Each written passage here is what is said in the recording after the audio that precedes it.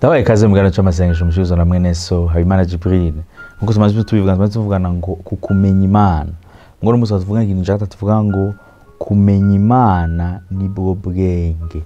Kaburi kurankiro no munsi nago mutahure yuko umuntu azi Imana cyangwa umuntu yifuza kumenya Imana ari uwo muntu aciye ubwenge by'ukuri. Ibindi byose bizohera, isi yose izohera. Mugabo hari ukuzobana n'Imana ibihe bidashira. Rero iyo umuntu afise ubwenge, ubuzima bwiwe bwose abukonsana cyangwa abutumbereza mu kumenya iyo Mana. Navuze yuko mu kumenya Imana kwa mbere ari ukwizera umwana wayo ari we Yesu Kristo.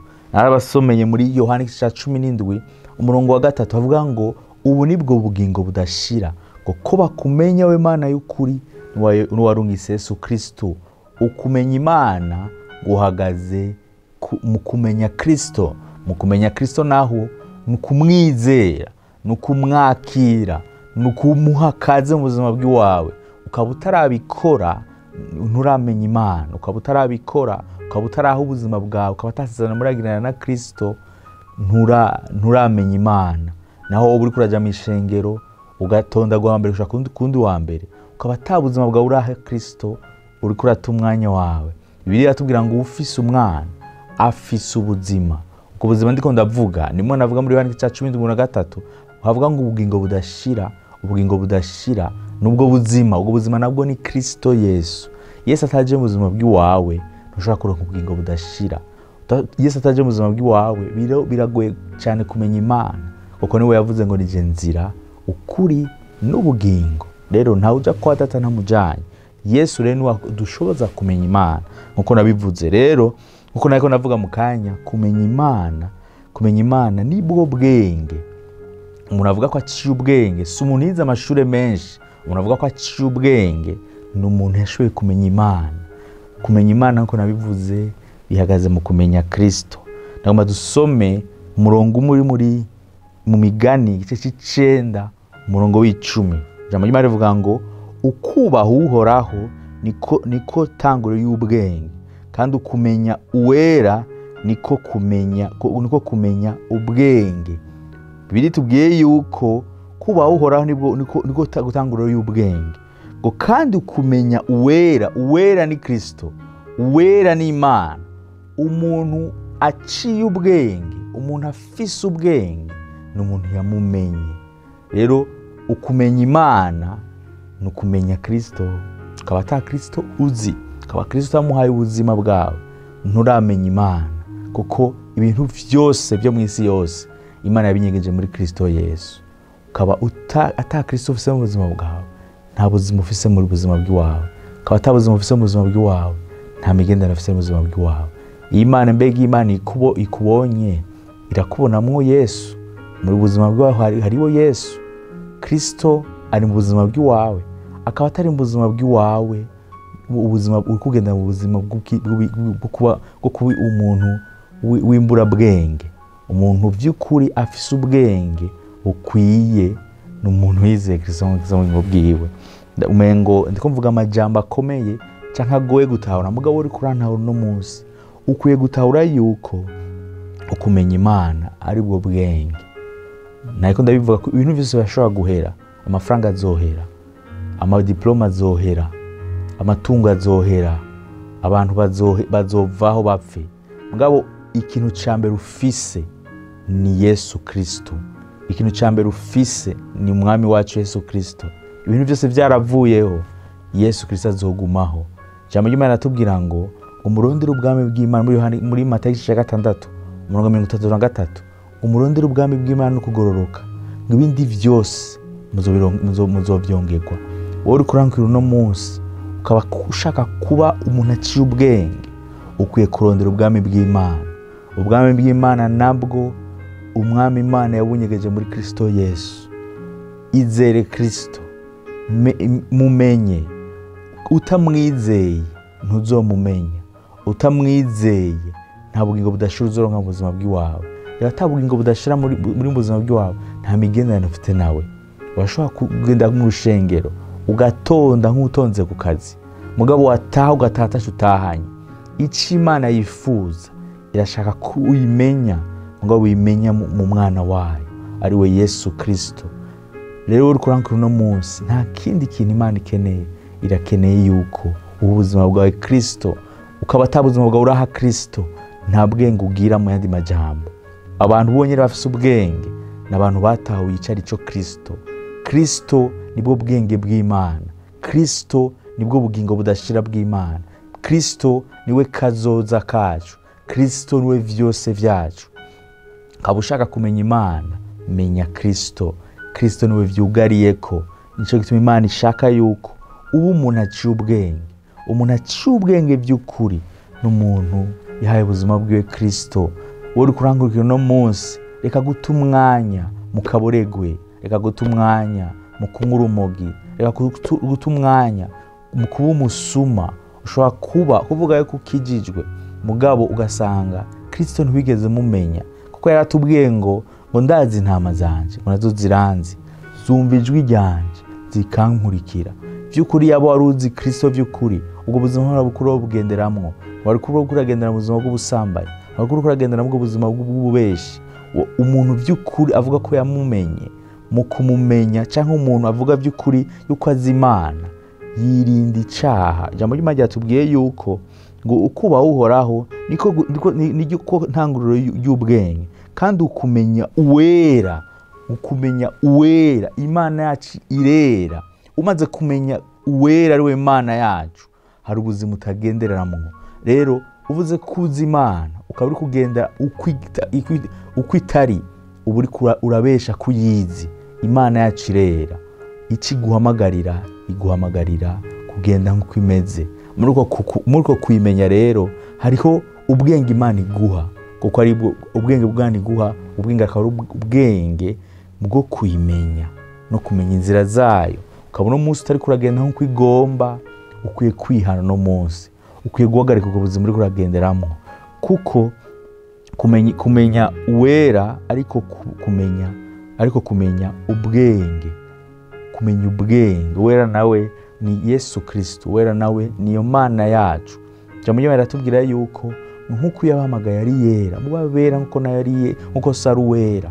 Uwaduhamagaye ni Imana, iduhamagara mu buzima bwo kugororoka, kuko kwimenya ni kugendera n'ubwo buzima bw'ugororotse. Kwimenya nibwo bwenge uri kuranka no munsi, nivyo Imana ikiraguhamagarira, kandi nivyo uteza gukora. Utegeza kubishiramo inkomezi zawe, uteza kubishiramo ubwenge bwawe, uteza kubishiramo n'ibikogwa. Ntiwemere ko Satani akwica akagutwara mu bintazi, akagukura mu kwimenyereza kumenya Imana, mu kwimenyereza kugendana n'Imana. Ndize ko amajambo aragukurana kandi agushikana. Ndiguze ko utahure yuko kumenya Imana ari bwo bwenge. Umuntu azi Imana by'ukuri niwe muntu aciye ubwenge. Guca ubwenge, umuntu aciye ubwenge si umuntu afise amadiplome menshi, si umuntu afise amafaranga menshi, si umuntu avuze abantu bose baca bumva, ariko n'umuntu agenda Imana ikigomba. Kugenda Imana ikigomba ntuishoboye wenyene, ariko bishoboye igihe uri kuriga kwimenya.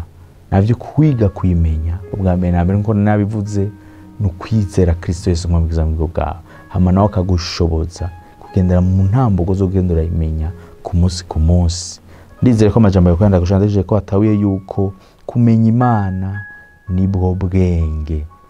Ndanezere cyane ku bantu ko barankukira no munsi, ukaba utari kuragendera muri ubwenge Imana ishaka, ihane hamufata ingingo yo kugendera mu bwenge Imana igomba, aribwo kumenya Imana. Namwe dufata umwanya wo gusenga rero, dufata umwanya wo gusenga, hambwira Imana ibikubakiye mu mutima wawe. Uvuge Mana, nivyo birangora, ugasanga ndashaka kumenya, mugasanga mfise ibya bintu biko biragoma kumfata, ivyaha, ubuzima buko burashaka kunkwega, hari ibintu byinshi bidashaka ko ngenda ukugomba. Ndagomba mu mwanya wo gusenga ugura akanwa kawe ubibwira Imana. Ega ntukubibwira Imana ya kure, ariko kubibwira Imana iri hafi yawe. Yaraduseze ngo nzokoma ndi kumwe namwe, anavuga ngo sinzobasiga muri imfuvyi, nzobarungikira mpwemo, ngo mpwema azobana namwe. Rero uri kurankira no munsi kumenya Imana ntibigoye, mugabo utegerezwa kwizera yuko Imana iri kumwe nawe kandi izogufasha. Abantu benshi ntibatahura ko Imana ari hiri, nico gituma bisanga bari mu vyaha imisi yose, cyo gituma bisanga bavuye mu bugombe bw'Imana. Mugabo Imana igeneye ko guma mu bugombe bw'Imana. Imana ishaka kwimenya by'ukuri, kandi yatanze umutaho ukwiye. Umutahe wayo ni Kristo Yesu. Kristo Yesu umwizeye akaza mu buzima bw'iwawe, aragushoboza kugendera mu buzima bwo kumenya Imana, aragusunikira kugendera mu buzima bwo kumenya Imana. Mugabo utegerezwa kuvyemera, utanza kuvuga Mana ndakwihaye. Ngo dufate umwanya wo gusenga, uri kurangura no munsi uvuge Mwami ndakwihaye kandi. Ushobora kuba ubutagisenga, ushobora kuba vitwa kukijwe mugabo warahagaritse kurondera kumenya Imana. Nababwiye kurondera kumenya Imana ni kugwiza imyanya nayo, ni kugira imigendane nayo. Ukaba warabihagaritse rero, uriko uratakaza ubwenge. Kuko umunyabwenge ni uwimenyereza kumenya Imana.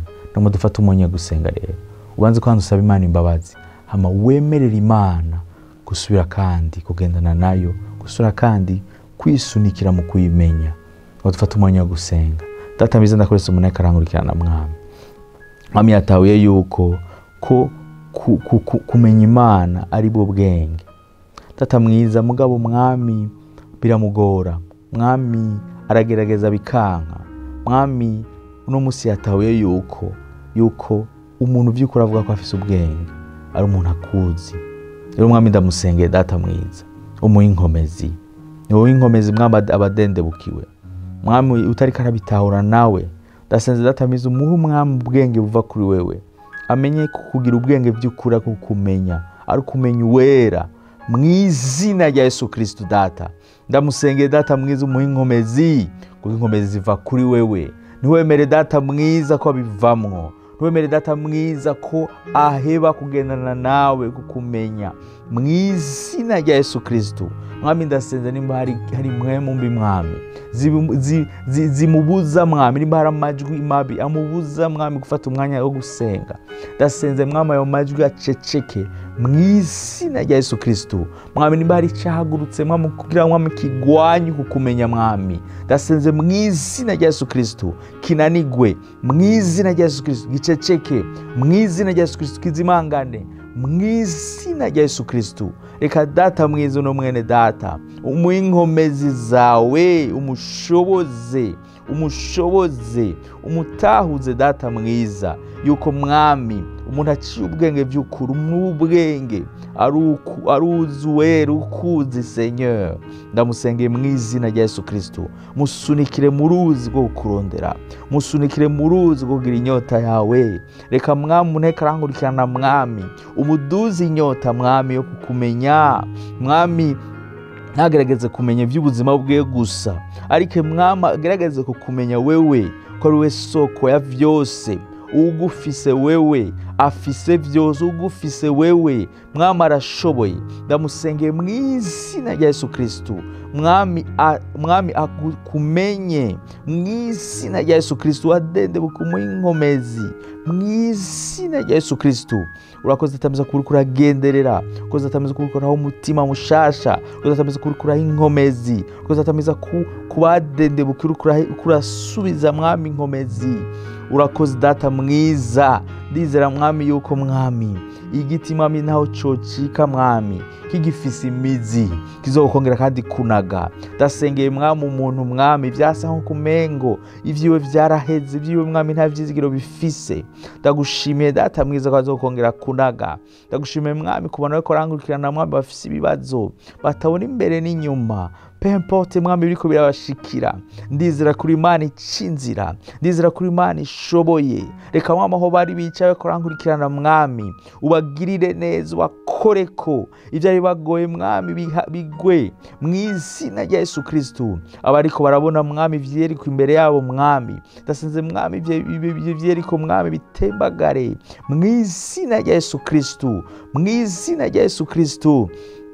Abatariko barabona imbere n'inyuma, reka Data mwiza ubamurikire. Reka data mwiza ubahe inkomezi z'abahizi mu izina rya Yesu Kristo. Urakoze atameza kuyerekanye, urakoze atameza kugaragaye, urakoze atameza kugiye kumva intahe z'ukuntu wabaye umwizigigwa. Ndasenge n'abantu bariko barangukirana mwami, aho bagwaye hose mwami, aho bakoze ko hose data, reka ubagenderere, ubakoreko mu izina rya Yesu Kristo, mu izina rya Yesu Kristo. Mwami abafise mwami babara migongo mwami, migongo mwami yabo mwami ibabara, ndasenze mu izina rya Yesu Kristo bakirugukira mu izina rya Yesu Kristo. Mwami abagwaye amaguru mwami batagishobora gutambuka, n'abavyimbye amaguru ndasenze bakirugukira mu izina rya Yesu Kristo. Uwo babwiye ko afise umutima wavyimbye ndasenze mwami uwo mutima uvyimbuke mu izina rya Yesu Kristo.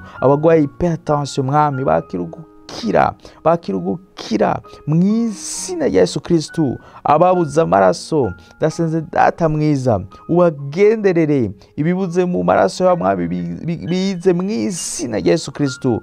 Urakoze atameze kugendera ubwoko bwawe, urakoze atameze kubagendereye, kubakozeko. Ukuri Imana igira neza, ukuri Imana ikiza, kuri umwizigigwa, nushigwe hejuru. Reka icubahiro cyose kigarukeko, reka ubukuru bwawe bugarukeko. Turasenze mwami twizera ko mwami wabagendereye, hari abo wakozeko. Tugiye kumva intahe ko warasenze, waravuze mwami, uravuga ngo dusenze mwami twizere ko twahawe. Urakoze atameza ko waduhaye, urakoze atameza ko wabagendereye, ko wabukijije, ko wabubohoye, ko wabuciriye inzira mwami, ko wabukuye kwa mwami agasuzuguro. Ndabisenze ndavyizera mu izina rya Yesu Kristo.